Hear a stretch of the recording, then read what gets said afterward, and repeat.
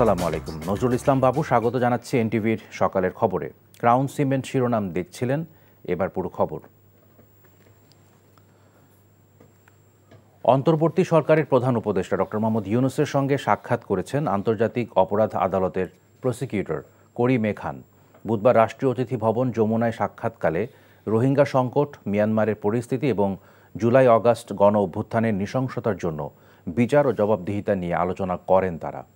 এ সময় প্রসিকিউটর করিম খান প্রধান উপদেষ্টাকে জানান, তার অফিস মিয়ানমারের সামরিক সরকারের প্রধান মিন অং হ্লাইংয়ের বিরুদ্ধে মানবতা বিরোধী অপরাধের জন্য আনুষ্ঠানিকভাবে গ্রেফতারি পরোয়ানা জারি করেছে।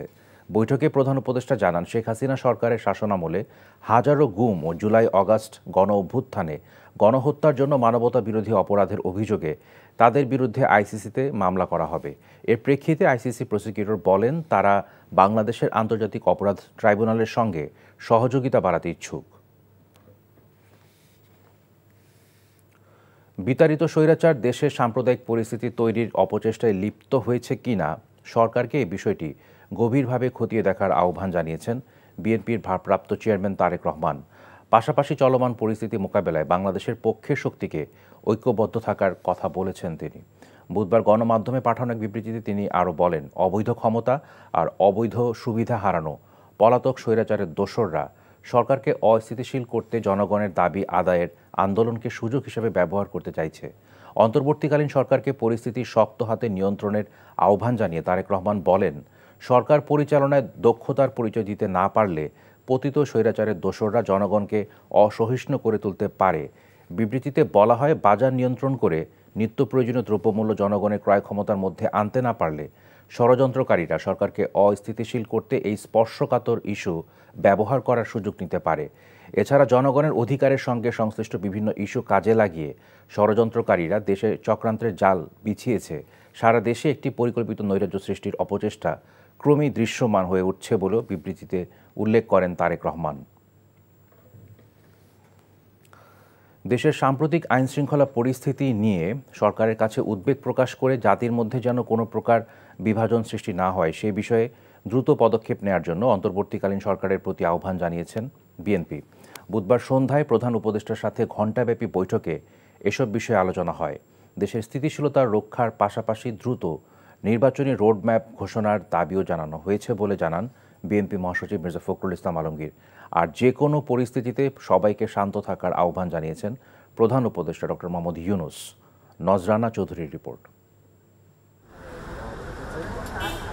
রাজনৈতিক দলগুলোর সাথে ধারাবাহিক সংলাপের অংশ হিসেবে বুধবার সন্ধ্যায় অন্তর্বর্তীকালীন সরকারের প্রধান উপদেষ্টা অধ্যাপক মোহাম্মদ ইউনূস বিএনপির সাথে বৈঠক করেন। বিএনপি মহাসচিব মির্জা ফখরুল ইসলাম আলমগীরের নেতৃত্বে বিএনপির 5 সদস্যের প্রতিনিধি দলের সাথে বৈঠকে প্রধান উপদেষ্টা ছাড়াও আরও 3 উপদেষ্টা যোগ দেন। 1 ঘণ্টারও বেশি সময় ধরে চলা এই বৈঠকে তারা দেশের সার্বিক পরিস্থিতি, বিশেষ করে গত কয়েকদিনে ঘটে যাওয়া সহিংস ঘটনা নিয়ে আলোচনা করেন। বৈঠক শেষে বিএনপি মহাসচিব বলেন, সাম্প্রতিক সময়ের কিছু ঘটনা নিয়ে তারা বিএনপির উদ্বেগের কথা অন্তর্বর্তীকালীন সরকারের কাছে তুলে ধরেছেন।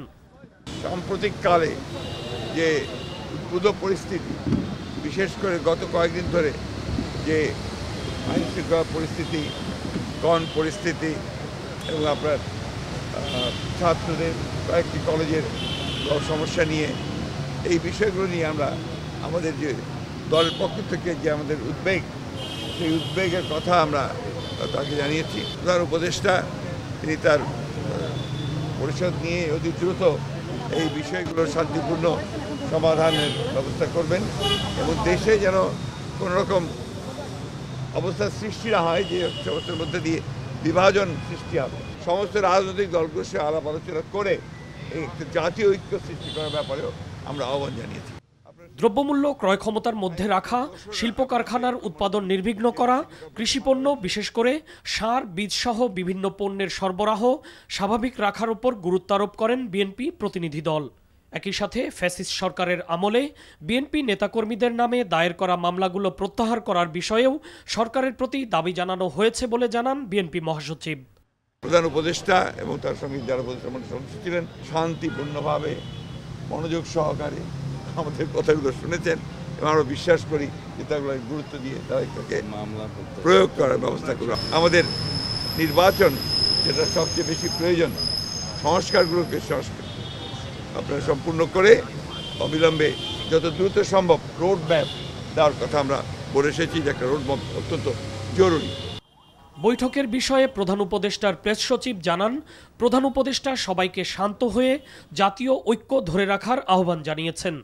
জাতির স্ট্যাবিলিটির ক্ষেত্রে উনি সবার মধ্যে ইউনিটির কথা বলেছেন, সেটা এবং স্টুডেন্ট, ছাত্র, জনতা, হিন্দু, মুসলমান, খ্রিস্টান সবার মধ্যে উনি ন্যাশনাল ইউনিটির বার্তা দিয়েছেন, সবাইকে শান্তির বার্তা দিয়েছেন এবং সবাইকে শান্ত থাকতে বলেছেন। অন্যান্য স্থানীয় সরকার প্রতিষ্ঠানের মতো ইউনিয়ন পরিষদ ভেঙে দেওয়ার জন্য অন্তর্বর্তীকালীন সরকারের প্রতি আহ্বান জানিয়েছে বিএনপি। নজরানা চৌধুরী, এনটিভি নিউজ, ঢাকা। এদিকে ইসকন নিষিদ্ধ ও আইনজীবী সাইফুল ইসলাম আলিফ হত্যার সাথে জড়িতদের দৃষ্টান্তমূলক শাস্তির দাবিতে উত্তাল চট্টগ্রাম। বৈষম্য বিরোধী ছাত্র আন্দোলনের কেন্দ্রীয় আহ্বায়ক হাসনাত আবদুল্লাহ 24 ঘন্টার আলটিমেটাম দিয়ে বলেছেন, ধর্মের দোহাই দিয়ে উগ্রতা সহ্য করা হবে না। আর জুলাই শহীদ স্মৃতি ফাউন্ডেশনের সাধারণ সম্পাদক সার্জিস আলম বলেছেন, বাংলাদেশের মানুষ সকল ধর্মের প্রতি সহানুভূতিশীল, এটাকে কেউ দুর্বলতা মনে করলে তাদের ছেড়ে দেয়া হবে না। এনামুল হক ও সুমন গোস্বামীর ক্যামেরায় চট্টগ্রাম থেকে আরিজ আহমেদের পাঠানো রিপোর্ট, জানাচ্ছেন ওয়ালিউল্লাহ ওলি। ইসকন নিষিদ্ধ ও আইনজীবী সাইফুল ইসলাম আলিফ হত্যার সাথে জড়িতদের দৃষ্টান্তমূলক শাস্তির দাবিতে বুধবার দুপুরে নগরীর ওয়াসা মোড় থেকে বিক্ষোভ মিছিল বের হয়। মিছিলে নেতৃত্ব দেন বৈষম্য বিরোধী ছাত্র আন্দোলনের কেন্দ্রীয় আহ্বায়ক হাসনাত আবদুল্লাহ ও জুলাই শহীদ স্মৃতি ফাউন্ডেশনের সাধারণ সম্পাদক সার্জিস আলম। বিভিন্ন সড়ক প্রদক্ষিণ শেষে টাইগার পাস মোড়ে ছাত্র সমাবেশ অনুষ্ঠিত হয়। সমাবেশে ইসকনকে সন্ত্রাসী সংগঠন হিসেবে নিষিদ্ধ ও আইনজীবী সাইফুল ইসলাম আলিফ হত্যাকারীদের 24 ঘন্টার মধ্যে গ্রেপ্তারের আলটিমেটাম দেন। বলেন, ধর্মের দোহাই দিয়ে কোনো রকমের উগ্রবাদী আচরণ সহ্য করা হবে না। সাইফুল ভাইকে নৃশংসভাবে যেভাবে হত্যা করা হয়েছে সেটি হচ্ছে হিন্দুত্ববাদী উগ্রবাদিতার যে প্রকাশ, এই উগ্রবাদিতার বহিঃপ্রকাশ ঘটেছে। সেজন্য সাইফুল ভাইকে যারা এই যে এইভাবে হত্যা করেছে তাদের বিচার করতে হবে, ইসকনকে এই উগ্রবাদিতা ছড়ানোর জন্য নিষিদ্ধ করতে হবে। সমাবেশে জুলাই শহীদ স্মৃতি ফাউন্ডেশনের সাধারণ সম্পাদক সার্জিস আলম বলেন, বাংলাদেশের সব মানুষ ধর্মের প্রতি সহানুভূতিশীল, এটাকে যদি কেউ দুর্বলতা মনে করেন তাদের ছেড়ে দেওয়া হবে না। কিভাবে 5 আগস্ট রাতে সারা রাত ওই মন্দির পাহারা দিয়ে সকালে ফজরের নামাজ তার সামনে রাস্তায় পড়েছে, সেখানে এই সহানুভূতিকে কেউ যদি প্রশ্রয় হিসেবে দেখে, শুধু অন্তর্বর্তীকালীন সরকার নয়, বৈষম্য বিরোধী ছাত্র আন্দোলন নয়, জাতীয় নাগরিক কমিটি নয়, পুরো বাংলাদেশ একসাথে এ সকল উগ্রপন্থীদেরকে প্রতিহত করবে। এদিকে 16 শহর বিপ্লব উদ্যানের সামনে সমাবেশ করেছে ইসলামী ছাত্র শিবির। সমাবেশে শিবিরের কেন্দ্রীয় প্রকাশনা সম্পাদক আজিজুর রহমান আজাদ, কেন্দ্রীয় পরিকল্পনা সম্পাদক ডাক্তার ওসামা মুহাম্মদ, শিবির উত্তর সভাপতি শহীদুল ইসলাম বক্তব্য রাখেন। এ সময় বক্তারা ইসকনকে উগ্রবাদী সংগঠন আখ্যা দিয়ে নিষিদ্ধের দাবি জানান। এছাড়া বাংলাদেশ নেজামে ইসলাম পার্টি নগরীর আন্দরকিল্লা শাহী জামে মসজিদের সামনে প্রতিবাদ সমাবেশ করেছে। NTV news desk. আইনজীবী সাইফুল ইসলাম আলিফ হত্যার প্রতিবাদে সুপ্রিম কোর্ট সহ সারা দেশের আদালত প্রাঙ্গণে সমাবেশ করেছে আইনজীবীরা। এদিকে ইসকন নিষিদ্ধ করা এবং চট্টগ্রাম সহ দেশের 3 জেলায় 144 ধারা ঘোষণার নির্দেশনা চেয়ে হাইকোর্টে একটি আবেদন করেছেন একজন আইনজীবী। পরবর্তীতে চট্টগ্রামের আইনজীবী সাইফুল ইসলাম আলিফ হত্যার ঘটনায় সরকারের নেওয়া পদক্ষেপ সম্পর্কে জানতে চেয়েছে বিচারপতি ফারা মাহবুবের নেতৃত্বাধীন হাইকোর্টের একটি দ্বৈত বেঞ্চ। রিপোর্টে আরও জানাচ্ছেন হাসান জাবেদ। ইসকন নেতা চিন্ময় কৃষ্ণ দাসকে গ্রেফতার ও কারাগারে প্রেরণকে কেন্দ্র করে চট্টগ্রামের সহিংসতায় নিহত হন আইনজীবী সাইফুল ইসলাম আলিফ। সেই ঘটনায় পত্রিকায় প্রকাশিত প্রতিবেদন নিয়ে শতপ্রণোদিত রুল জারির জন্য আবেদন করেন আইনজীবী মোহাম্মদ মনির উদ্দিন। একই সাথে ইসকনকে নিষিদ্ধ করা এবং 3 জেলায় 144 ধারা ঘোষণারও নির্দেশনা চান তিনি। আমার কোর্টের কাছে প্রেয়ার ছিল যে চট্টগ্রাম কোর্টে যে আমার লার্নেড ব্রাদারকে হত্যা করা হয়েছে, এই লার্নেড ব্রাদারের হত্যার জন্য একটা সুস্থ বিচার এবং ইসকনকে নিষিদ্ধ করা হোক। পরে আদালত বিষয়টি সম্পর্কে অ্যাটর্নি জেনারেলের কাছে জানতে চান। সবকিছু আদালতের সামনে এসে সুমোটো নিষিদ্ধ করতে হবে। এই প্রক্রিয়ার সাথে আপনাদের জুডিশিয়াল রিভিউয়ের যে অ্যাকশন সেটা যাওয়া উচিত না বলে আমি মনে করি। অ্যাটর্নি জেনারেল আরও বলেন, সরকার গুরুত্ব সহকারে এই ঘটনাটিকে দেখছে। এই ঘটনা একটি ক্রিমিনাল অফেন্স। সরকার গুরুত্ব সহকারে এই ঘটনাটিকে দেখছেন এবং এইটার যথাযথ আইনি পদক্ষেপ সরকার নেবেন। এই সংগঠন রেজিস্টার্ড কিনা, এই সংগঠন নিষিদ্ধ হবে কিনা, এই সংগঠনের বিরুদ্ধে কী ব্যবস্থা নেওয়া হবে, এই সংগঠনের অস্তিত্ব কী, এই সবগুলো বিষয় সরকারের পলিসি ডিসিশন এবং সরকার এটা খোঁজ খবর নিয়ে যথাযথ আইনিভাবে এটাকে দেখবেন। এদিকে ইসকন নিষিদ্ধ ও আইনজীবী সাইফুল ইসলাম হত্যার বিচার দাবিতে সুপ্রিম কোর্ট সহ দেশের বিভিন্ন স্থানে সমাবেশ ও বিক্ষোভ মিছিল করেছেন আইনজীবীরা। জাতীয়তাবাদী আইনজীবী ফোরামের এই সমাবেশে বক্তারা অভিযোগ করেন, ধর্মীয় সম্প্রীতি নষ্ট এবং দেশে অস্থিরতা তৈরি করছে ইসকন, তাই তাদের নিষিদ্ধ করার দাবি জানান তারা। সাইফুল ইসলাম হত্যার প্রতিবাদে মানববন্ধন ও প্রতিবাদ সমাবেশ করেছে রাজশাহী আইনজীবী সমিতি। বক্তারা হত্যাকাণ্ডে জড়িতদের দ্রুত গ্রেফতার ও বিচার দাবি করেন। নাটোর জেলা আইনজীবী সমিতির কার্যালয়ের সামনে অনুষ্ঠিত মানববন্ধন থেকে অপরাধীদের গ্রেফতার করে দ্রুত বিচার নিশ্চিত করার দাবি জানানো হয়। মাগুরায় জাতীয়তাবাদী আইনজীবী ফোরাম বিক্ষোভ মিছিল এবং মানববন্ধন করেছে। কুমিল্লা জেলা আইনজীবী সমিতির পক্ষ থেকেও আইনজীবী সাইফুল ইসলাম আলিফ হত্যাকাণ্ডে জড়িতদের অবিলম্বে গ্রেফতারের দাবি জানানো হয়। এছাড়া খুলনা, চুয়াডাঙ্গা, যশোর এবং শরীয়তপুরেও প্রতিবাদ সমাবেশ এবং বিক্ষোভ মিছিল করেছেন আইনজীবীরা। Hasan Javed, NTV news, Dhaka. এদিকে জাহাঙ্গীরনগর বিশ্ববিদ্যালয়ের শিক্ষার্থীরাও বিক্ষোভ মিছিল করেছে। বুধবার রাতে বিশ্ববিদ্যালয়ের বটতলায় জমায়েত হয়ে একটি বিক্ষোভ মিছিল বের করেন শিক্ষার্থীরা। মিছিলটি প্রশাসনিক ভবন হয়ে বিভিন্ন সড়ক প্রদক্ষিণ করে বটতলায় এসে সংক্ষিপ্ত সমাবেশের মধ্য দিয়ে শেষ হয়। সমাবেশে শিক্ষার্থীরা দাবি করেন, ইসকন ও ভারতের যৌথ তত্ত্বাবধানে সার্জিস আলম ও হাসনাত আবদুল্লাহকে ট্রাক চাপা দিয়ে হত্যা চেষ্টা করা হয়েছে। এই ঘটনায় আগামী 24 ঘন্টার মধ্যে হামলাকারীকে আটক করে তদন্ত ও শাস্তি নিশ্চিতের আলটিমেটাম দেন তারা। জিয়া চ্যারিটেবল ট্রাস্ট দুর্নীতি মামলায় বিএনপি চেয়ারপারসন বেগম খালেদা জিয়া সহ সব আসামিকে খালাস দিয়েছে হাইকোর্ট।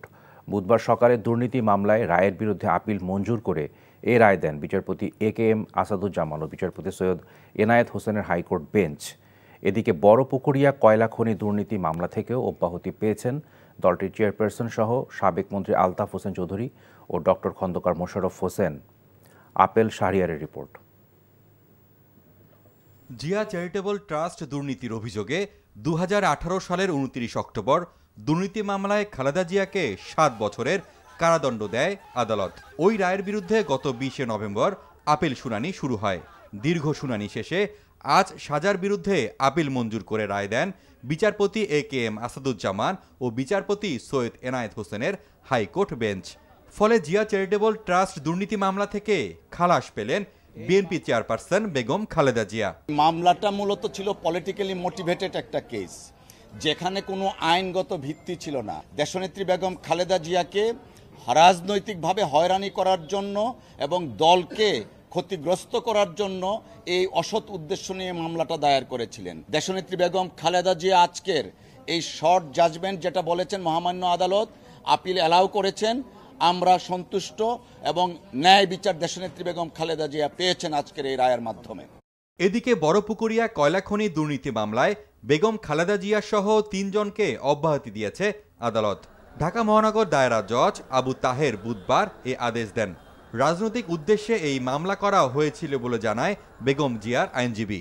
আমরা আজকে আদালতে এই কথাই বলেছি যে এই মামলার এজাহারে ম্যাডাম খালেদা জিয়ার বিরুদ্ধে কোনো মামলা সুস্পষ্টভাবে উপস্থাপন করতে পারে নাই। আমরা এটাও বলেছি চার্জশিটে ম্যাডাম খালেদা জিয়ার বিরুদ্ধে তদন্তে কোনো মামলার উপস্থাপন করতে ব্যর্থ হয়েছে। বিজ্ঞ আদালত মামলার এজাহার, চার্জশিট এবং সাক্ষীদের বক্তব্য পর্যালোচনায় কোনো রকম প্রাথমিক অর্থাৎ প্রাইমা ফেসি কোনো কেস না পাওয়ায় তাদেরকে এই মামলার দায় হইতে অব্যাহতির আদেশ প্রদান করেছেন।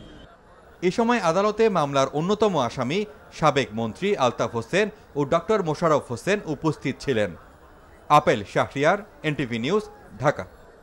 ডিম আমদানির পক্ষে নয় মৎস্য প্রাণী সম্পদ মন্ত্রণালয়, বরং সিন্ডিকেট ভেঙে দাম স্বাভাবিক রাখতে পদক্ষেপ নেওয়া হচ্ছে বলে জানিয়েছেন সংশ্লিষ্ট উপদেষ্টা ফরিদ আক্তার। বুধবার সচিবালয়ে মৎস্য প্রাণী সম্পদ মন্ত্রণালয়ের 100 দিনের কার্যক্রম সম্পর্কে জানাতে আয়োজিত সংবাদ সম্মেলনে এসব বলেন তিনি। এদিকে সচিবালয়ে এক বৈঠক শেষে অর্থ উপদেষ্টা দাবি করেন নিত্যপণ্যের বাজারে স্বস্তি ফিরছে। রিপোর্ট করছেন রোকন উদ্দিন।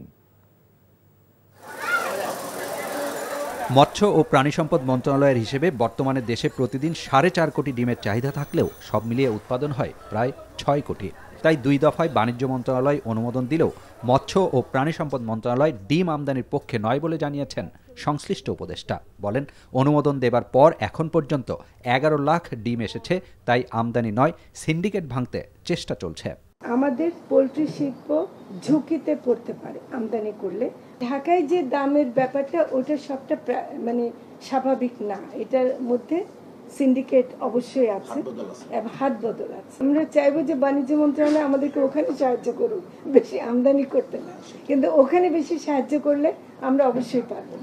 বাংলাদেশ ও ভারতে মাছ ধরার সময়সীমা একই করতে পররাষ্ট্র মন্ত্রণালয়ের মাধ্যমে যোগাযোগ করা হবে বলেও জানান তিনি। 1 কেজি ইলিশের দাম 1000 টাকার নিচে আসছে, তাহলে আমরা আবার প্রেস কনফারেন্স করবো, কিন্তু এখন সে সুখবর দিতে পারছি না। এছাড়া মৎস্য ও প্রাণী সম্পদ উন্নয়ন ব্যাংক গঠনের প্রক্রিয়া প্রধান উপদেষ্টার অনুমোদনের অপেক্ষায় আছে বলেও জানান ফরিদা আক্তার। বলেন, আসছে রমজানেও সুলভ মূল্যে দুধ, ডিম ও মাংস বিক্রির পরিকল্পনা নেওয়া হয়েছে। রমজানে ইনশাআল্লাহ পাবেন, আপনি আশা করা যায়।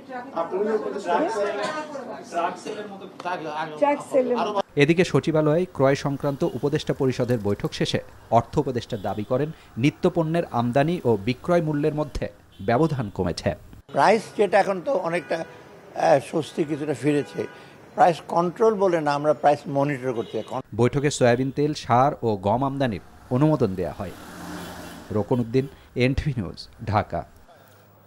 অপরিকল্পিত প্রকল্প বাস্তবায়ন ও প্রভাবশালী মৎস্য শিকারীদের দৌরাত্মে পানি নিষ্কাশনের অধিকাংশ পথ বন্ধ হওয়ায় চাষাবাদ নিয়ে বিপাকে নাটোরের চলন বিল ও হালতি বিলের কৃষকেরা। সময় শেষ হলেও শীতকালীন কোনো সবজি আবাদ করতে পারছেন না। নাটোর থেকে হালিম খানের পাঠানো রিপোর্ট। নাটোরের চলন বিল ও হালতি বিলের চিত্র এটি। এই তো গত বছরও এখানে ধান, গম সহ অন্যান্য রবি শস্য চাষাবাদ হতো। এখন চারদিক শুধুই পানি। প্রভাবশালী মাছ চাষিদের জন্য দুর্ভোগে শত শত কৃষক। তাদের অভিযোগ, মাছ চাষের সুবিধার্থে সিংড়া উপজেলার পুরাতন আত্রাই নদীর উপর নির্মিত বিল হালতি রেগুলেটরের 10টি গেটের মধ্যে 7টি বন্ধ আছে। মাত্র 3টি গেট দিয়ে ধীরগতিতে নামছে পানি। সবই হচ্ছে প্রশাসনের চোখের সামনে, এমনটাই জানালেন ভুক্তভোগীরা। এমনভাবে আটকাইছে যে বিলের পানি নামতেছে না, হালতির বিলের লোকজনের বিছন চারা করার সমস্যা হচ্ছে। রাস্তা না থাকার কারণে হালতি বিলে পানি নামেছে না, আমরা বিছন চারার সমস্যা হচ্ছে। মৌসুমি ফসল হলো আপনার শস্য, এগুলা ছাড়তে পারতেছি না। হালতি বিলের পানিগুলো নামতেছে না, এবং হালতি বিলের পানি না নামার কারণে এবার যে মৌসুমে যে আবাদটা কেউ করতে পারতেছে না। দ্রুত সমস্যা সমাধানের আশ্বাস দিলেন পানি উন্নয়ন বোর্ডের নির্বাহী প্রকৌশলী। সরজমিনে পরিদর্শন করে জনগণের সাথে আলাপ করে আমরা গেট খুলে রাখার ব্যবস্থা করব, যাতে আগাম আমরা এই শীতকালের যে কৃষি চাষবাস করতে পারে সেই সুবিধার জন্য দ্রুত পানি নিষ্কাশনের উদ্যোগ গ্রহণ করব। চলন বিল ও হালতি বিলের চাষাবাদ ও মৎস্য আহরণের সমন্বিত পরিকল্পনা গ্রহণের মাধ্যমে সমস্যার স্থায়ী সমাধানের দাবি জানিয়েছেন এই অঞ্চলের মানুষেরা। NTV news desk.